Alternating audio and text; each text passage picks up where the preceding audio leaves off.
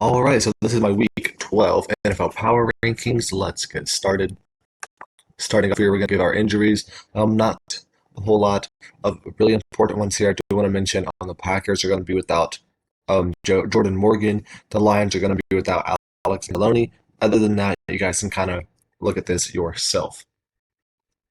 Next, I got our top performances. Again, you guys can kind of look at this yourself. I do want to mention that the Lions went off. They had five different guys make my list here. Then we'll start off here at number 32. The Jacksonville Jaguars got destroyed 52-6 versus the Detroit Lions. Currently have the worst record in the league, so they're going to drop quite a bit to now be the worst team on my list. 31, New York Giants are going to jump up one spot. They lost, or they had a bye this week, so they didn't really do much. But I do think they move ahead of the Jaguars because at least they didn't lose by 50 this week. And they did bench Daniel Jones for Tommy DeVito. I would have liked to see Drew Lock get the start, but they're going to go Tommy DeVito time, which kind of makes sense because he's the younger guy. Kind of see what he can do. He did decent in his couple of games that he played in his rookie season last year. So maybe he'll be improved and be better than Daniel Jones this year, which isn't a big task really. Number 30, the Raiders here. They lost 34-19 versus the Dolphins. Not a horrible game for them. Dolphins played pretty good. Their offense looked solid, but yeah, they're still not a very good team at all this year. Number 29, Dallas Cowboys. They got destroyed 34-10 versus the Houston Texans. Cooper Rush looked better than he did a week ago, but still, this team's not going to do a whole lot without Dak Prescott for the rest of the season. Number 28, Tennessee Titans jump up two spots here. They had a 10-point loss to the Vikings. It was kind of close. Will Levis looked decent, which is good for his standards so far this year. So again, they're not very good, but at least they were kind of competitive, unlike the Cowboys that had to drop below them. Number 27, Carolina Panthers. They had a bye week. I'm going to just move them up one spot here because the Jaguars moved down quite a bit of spots, and that's kind of where the Panthers jump up. Number 26, Cleveland Browns. They dropped four spots. They're now 2-8. They played horrible. They lost 35-14 versus New Orleans Saints, who are not a good team. Jameis Winston had nearly 400 yards this game, and they still only had 14 points. I'm not sure how you can have 400 passing yards and only 14 points as a team. Yeah, that is kind of something that is kind of what Jameis Winston always does. He can put up stats even though the team sucks. 25, New England Patriots jump up two spots here. They had a close-ish game against the Rams. They lost by 6 points. A decent game against solid team. They look pretty good under Drake May. Not a whole lot of wins, but he's playing good and they're competitive into their losses. 24, New York Jets. They jump up one spot after they only lost by one against the Colts, so a pretty solid game here for them against a decent Colts team. Showed a little bit of promise this week, but still sitting at 3-8, they are most likely officially eliminated. They're not, they have to win out to have a winning record, and even 9-8 is probably not going to be good enough to make the playoffs in the AFC. Number 23, Chicago Bears are going to drop two spots here, sitting at 4-6. They lost 20-19 versus the Packers. They did a game-winning field goal block for the Packers, so they had like a 40-some yard field goal. Pretty easy shot for Cairo Santos, but the Packers ended up blocking it, so that kind of breaks the hearts of Bears fans. They'd be 5-5 right now with a potential path for for a postseason wildcard spot. But with this loss, their chances are very, very slim right now. Number 22, Indianapolis Colts sitting at 5-6, had a good win, 28-27 versus the Jets in Anthony Richardson's comeback game. He played really good here this week. He had 3 touchdowns, 2 on the ground. Pretty good through the air as well. I believe he had 0 turnovers, which is really good to see for him. Number 21, New Orleans Saints are going to jump up 3 spots here. They played really good, won 35-14 versus the Browns. 35 points offensively is amazing. Most of that coming from Taysom Hill. He had 3 touchdowns of his own. Very good all-around performance here for the Saints. Number 20 is going to be the Tampa Bay Buccaneers. They were on bye this week, so they're going to kind of stay exactly where they were. Mike Evans is probable to return for this week, but that would be really good to see for them. They do play the Giants, I believe, so they don't really need him probably, but it'd be good for him to go get out there, at least get limited reps against the Giants. Number 19, Cincinnati Bengals dropped 4 spots. They're 4-7. They had a good game, 34-27 loss versus the Chargers. You know, a good game against a good team, but still sitting at 4-7. I got to drop them a few spots here. They were down by almost 20 points at one point in this game, and they made it a game in the fourth quarter, but ended up still falling short. Number 18, the Miami Dolphins are going to jump up 1 spot. They had a good game here against the Raiders, 34-19. It is against the Raiders, so I can't really, that's kind of not the best opponent. But still, we had a really good game for him playing and looking really good. If they can build off this momentum going forward, they can make a playoff push coming into the backstretch of this season.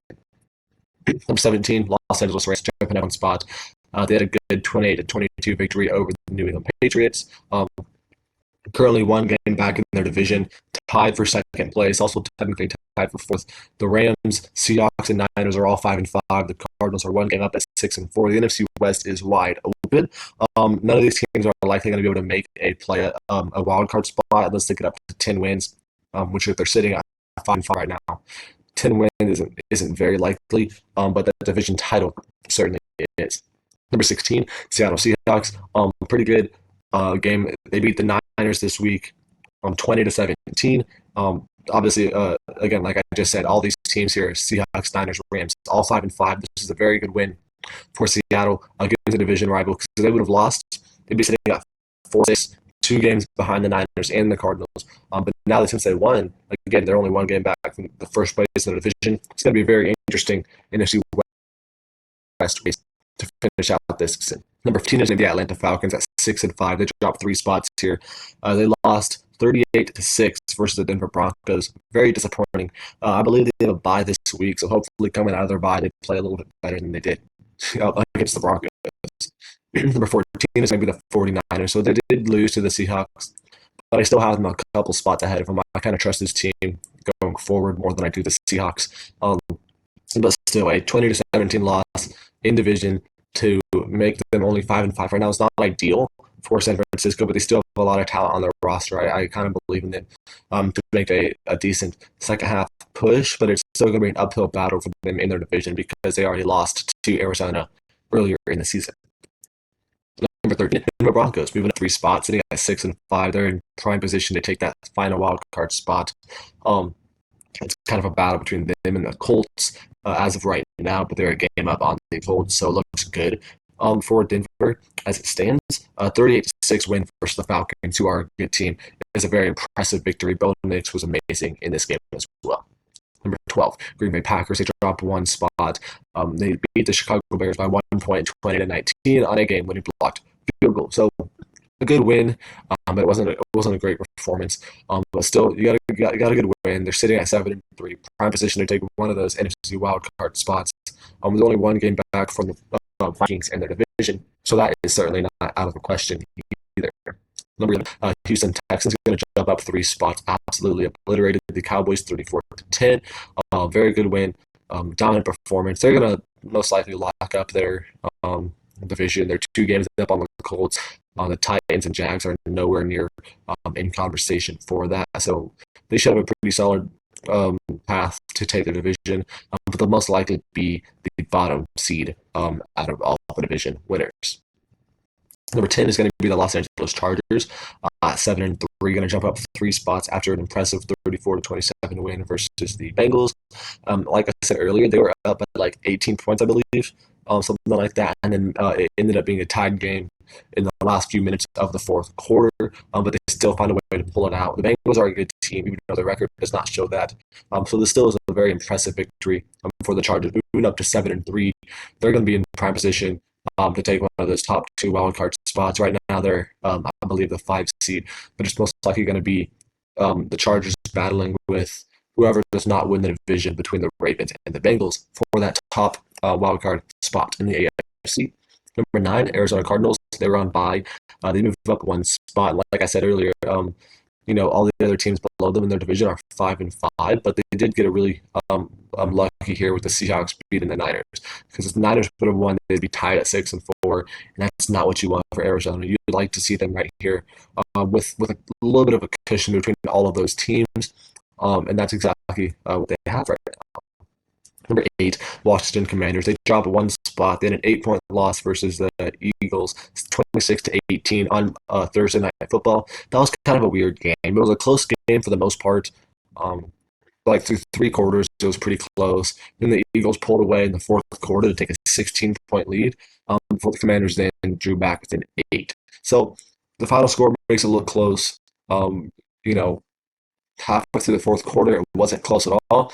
But again, for the most part of this game, it was very close. So it was kind of a weird, yeah, like I said, it was a strange game, but really, really solid performance still from the Commanders, even though they didn't play particularly well.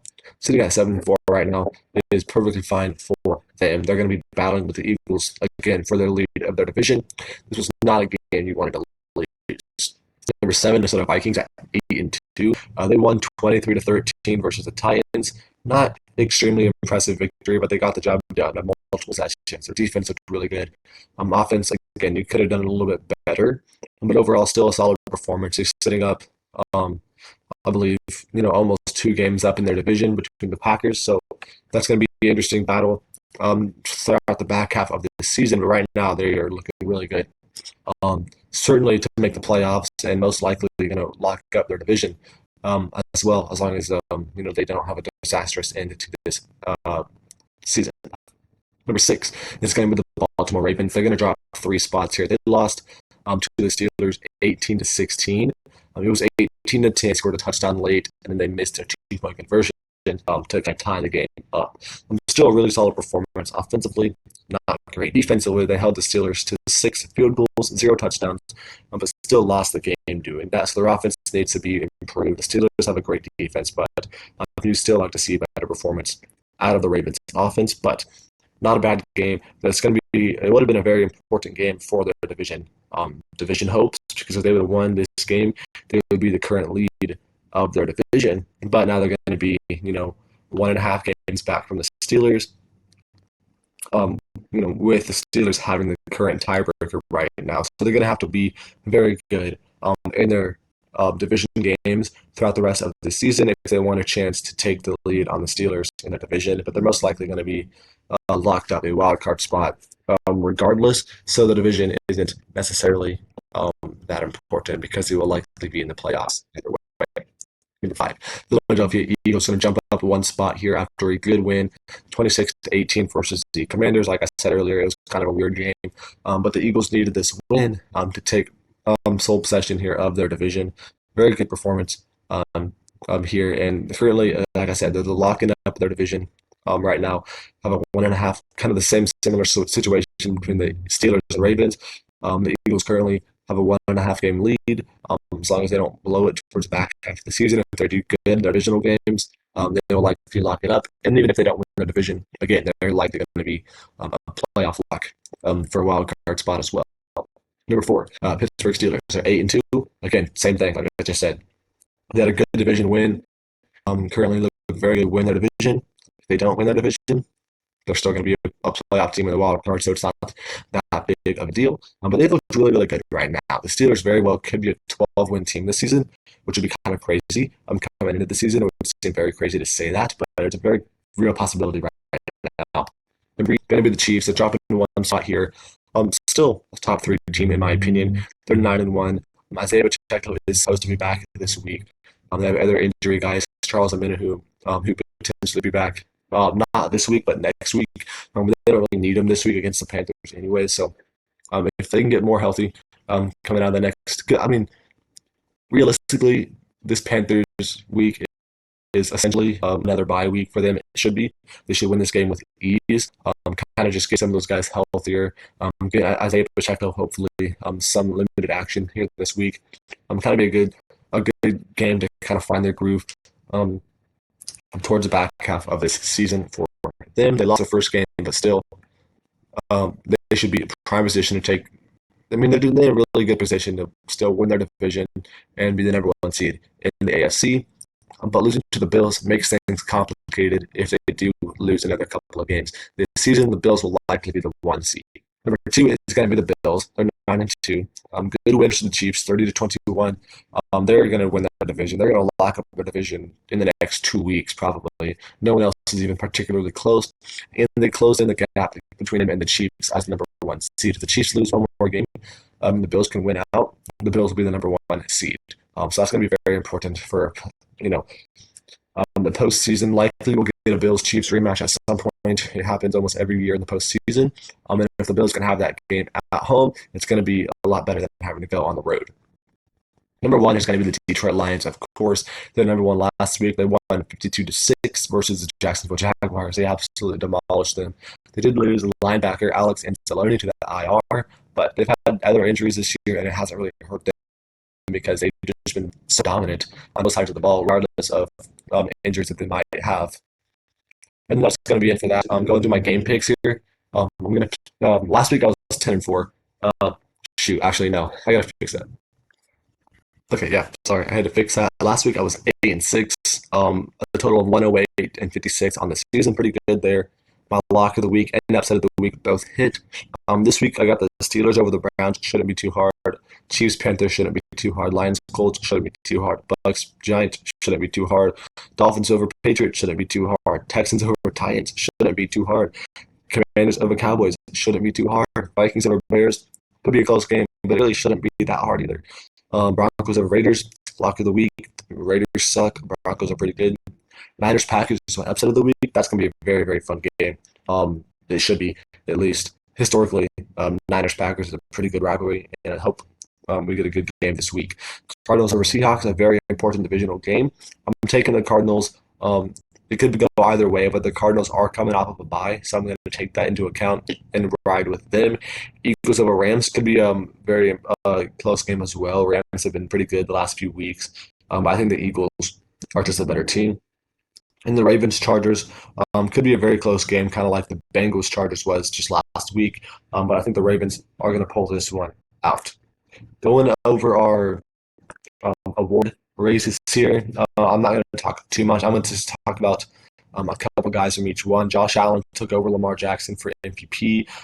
TJ Watt stays the leader at Defensive Player of the Year. Offensive Rookie of the Year, Jaden Daniels stays at number one. Coach of the Year, Mike Tomlin, number one there. Offensive Player of the Year, Saquon jumped over Derrick Henry. I think Jamar Chase should be getting more love there as well, though. Comeback Player of the Year, Joe Burrow jumped ahead of Kirk Cousins. I think J.K. Dobbins honestly should be the lead over there. Defensive Rookie of the Year, Jared Verse is currently the lead, with Quinton Mitchell making a solid case as well.